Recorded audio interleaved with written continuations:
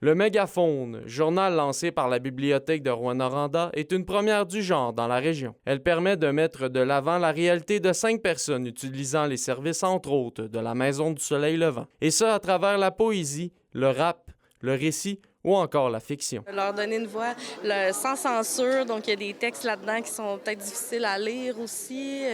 Il y a leur histoire aussi, tu sais, quand ils dorment dans une maison d'hébergement, comment ils se sentent. Donc c'est important pour nous là, de leur donner la voix. Souvent, nous, on prend parole pour eux, on va sensibiliser les gens, éduquer les gens, mais quand ça vient d'eux, je pense que le message est encore plus puissant. Un projet de photo dont les participants sont également en situation d'itinérance garnissent l'exemplaire qui vient d'être publié. C'était pour montrer en fait que ces personnes-là sont beaux aussi, c'est des belles personnes, ils ont quelque chose à dire, ils ont des talents, ça fait que c'était vraiment important pour nous, là.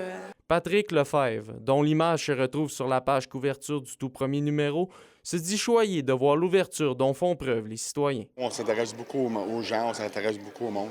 C'est le fun de participer à faire des photos et à avoir la communication qu'on peut avoir avec les gens, puis comment que les gens peuvent être ouverts à toute cette pauvreté-là. Selon le maire Gilles Chapado, il est important de faire preuve de solidarité. À Rouyn-Noranda, on est une population qui est solidaire et on vient, par cet événement-là, démontrer notre solidarité envers les plus vulnérables et un accompagnement qui est nécessaire aussi, autant par le gouvernement du Canada que le gouvernement du Québec. L'élu veut continuer de travailler à établir un dialogue entre les membres de la communauté. Il y a une espèce d'éducation populaire, j'oserais dire, là, qui est à faire pour mieux connaître les gens qui vivent l'itinérance. On aura à vivre avec ce phénomène-là, mais comment on accompagne ce phénomène-là?